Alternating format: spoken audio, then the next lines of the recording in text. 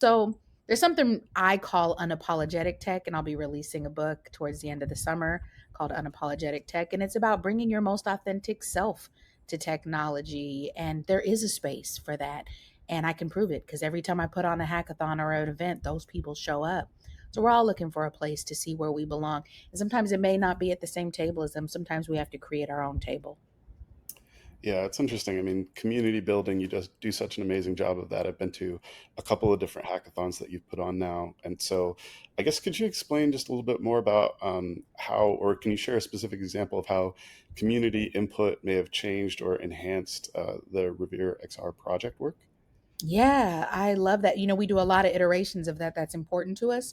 We're building with community. So initially, when I said, oh man, virtual reality could be an amazing tool, I'm telling the elders whose history I'm preserving, and their response was, what is that?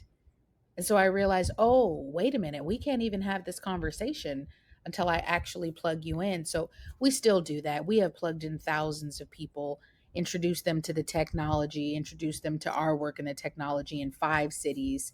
And all we get is just a resounding yes, and we want more. So that's been really, really amazing. The other part of that is we hosted demos, even after completing our first version, winning Oculus Launchpad. We opened it up to the community and said, come check out what we built and share it with us.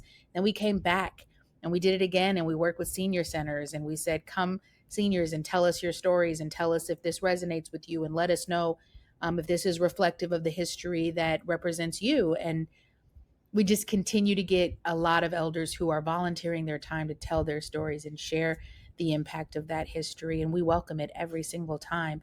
And then we spent an entire master's collecting. First, the first master's was about creating the process for how to extract history. The second one was all about weekly interviews, interviewing multiple elders and people who house history in the city. And that's been really incredible